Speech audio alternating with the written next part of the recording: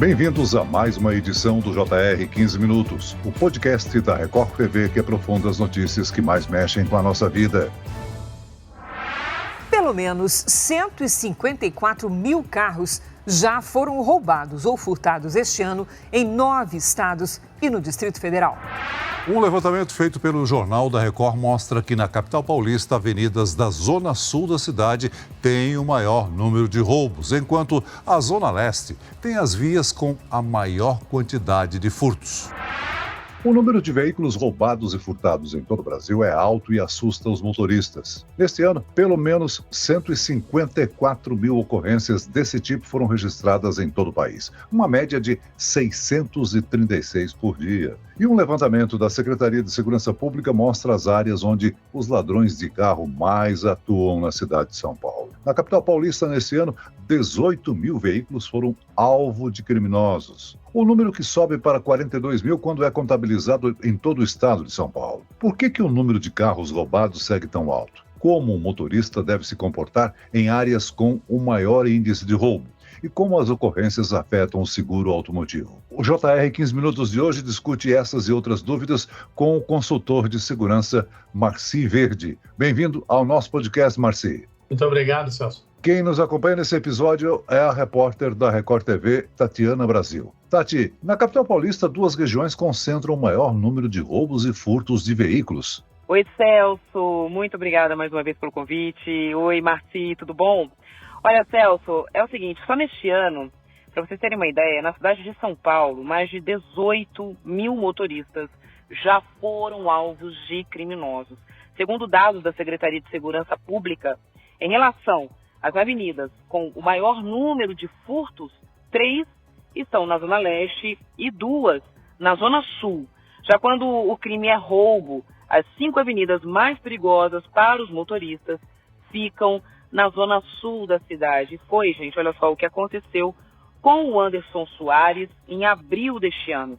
Ele que é vigilante, tentava aí uma renda extra como motorista de aplicativo, aliás, o que muitos brasileiros fazem, né? Inclusive, e foi roubado. Foi roubado na estrada de Itapecerica. A gente batalha tanto para ter um bem e chegar no final acontecer essa situação, né? E para piorar, o carro do Anderson não tinha seguro. Olha isso, o veículo foi encontrado no dia seguinte, todo depenado. O conserto ficou em R$25 mil e até hoje, claro, ele não conseguiu remontar o carro. Marci, existe aí uma explicação para a Zona Sul de São Paulo ser tão violenta para os motoristas? Tatiana, o que acontece? De forma geral, não existe uma coisa assim específica no caso, né? Um problema na rua A, na rua B. A gente percebe que os criminosos, eles buscam alguns locais, às vezes um pouco mais tranquilos, quer dizer, menos movimentado, de pedestres ou de veículos ou de ambos. Dependendo do local que acontece o furto ou o roubo, existe a questão da iluminação pública também, que é um fator dissuasor. Então, essa soma de fatores aí que vai fazer com o criminoso escolher um local.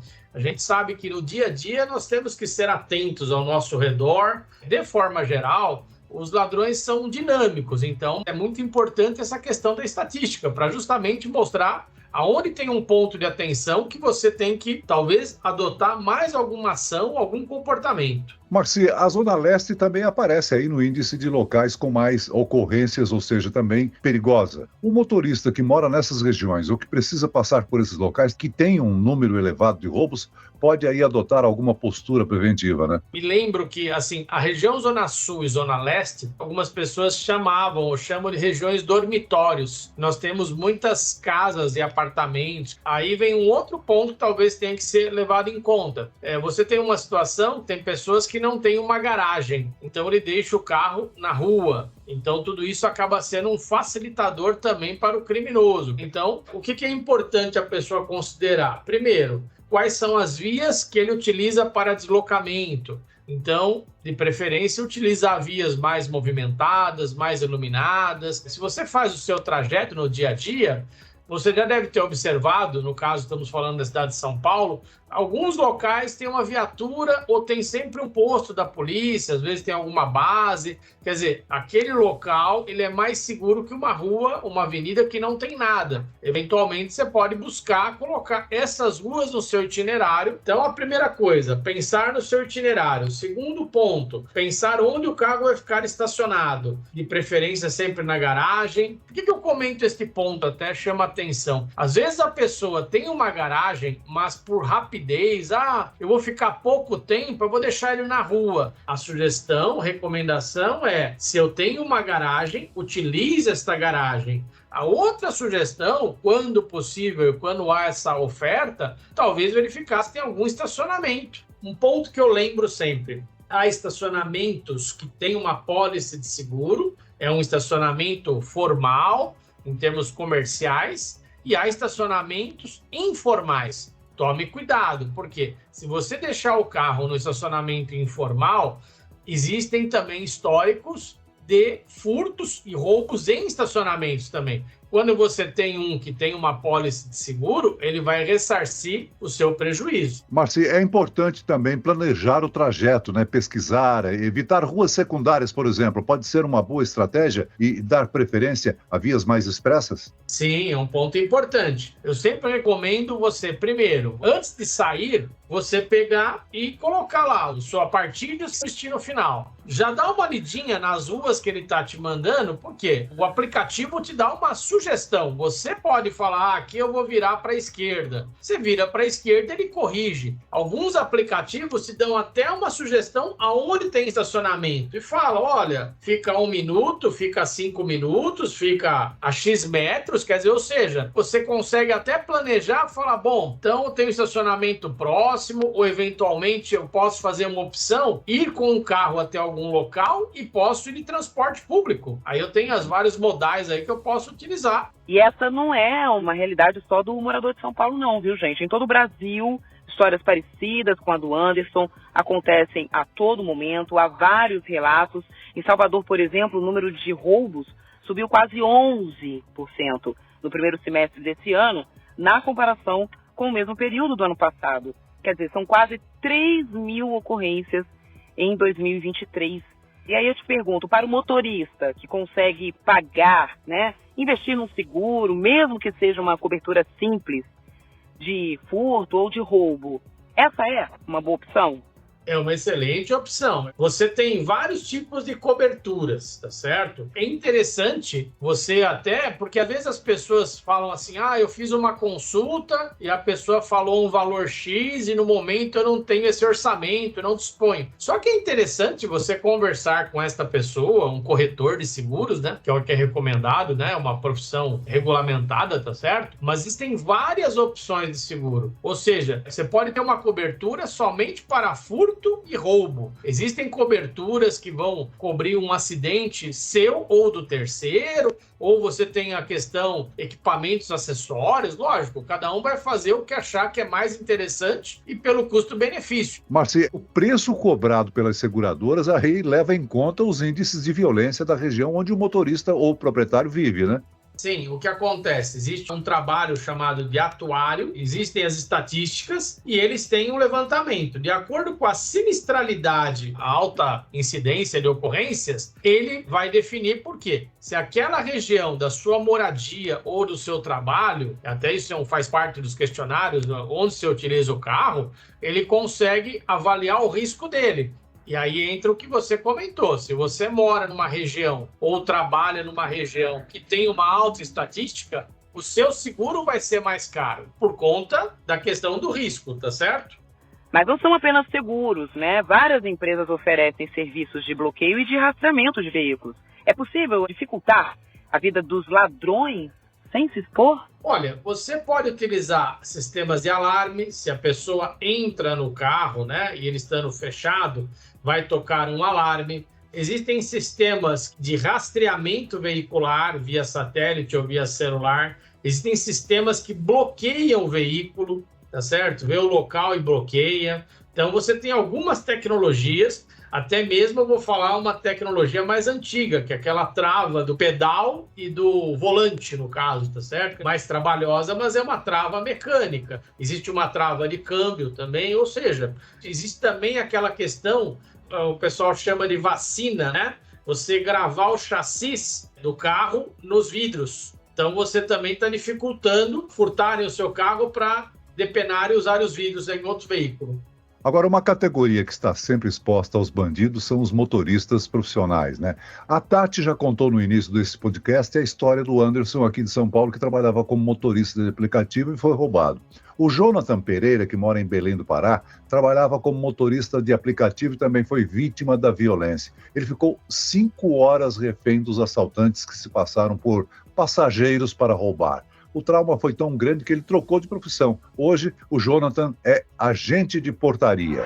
Aplicativo não tem como mais a gente manter como a gente era, por falta da segurança que a gente sofre. Marci, no caso do motorista profissional, sejam eles os caminhoneiros, taxistas ou por aplicativo, as empresas podem ajudar fornecendo ferramentas que aumentem a segurança? Podem, de forma geral. Se ele é um caminhoneiro, no caso, pode ser autônomo, pode trabalhar para uma transportadora ou mesmo uma empresa, né, direto no fabricante. Para quem é taxista, às vezes as cooperativas ou mesmo as empresas também mantêm cuidados, algumas têm sistemas de rastreamento até para poder atender aos seus clientes e também pode ser utilizado para a segurança, tá certo? Se você está mudando um roteiro, alguma coisa, às vezes algumas têm alarme silencioso, onde o motorista vai apertar esse botão e avisa a empresa e pode acionar a polícia. E também os aplicativos, temos algumas marcas aí no mercado e cada uma delas tem as suas formas. Mas se existe o roubo de carro, é porque existe um mercado receptador, né? Então, para onde vão esses veículos roubados?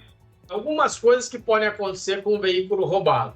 Ele pode ir para outra cidade, outro local. O pessoal falsifica a placa, falsifica o documento, então ele pode ficar fora do local que foi roubado, furtado, ele pode sair do país para alguma fronteira, algum país próximo ao Brasil, ele pode ser utilizado para roubo ou furto, alguma coisa e depois acaba sendo abandonado, ele pode ser desmontado e vendido em peças. Então, existem até os dublês também, que vocês já noticiaram algumas vezes. Ou seja, ele transforma o carro A no carro B, então você daqui a pouco, em algum momento, vai descobrir que existem 2 carros B rodando, pelo carro e pela placa, tá certo? É importante a gente ressaltar aqui que quem compra uma peça usada acaba alimentando um mercado clandestino que pode fazer dele a próxima vítima, né? Por isso é importante não fomentar esse tipo de comércio, né?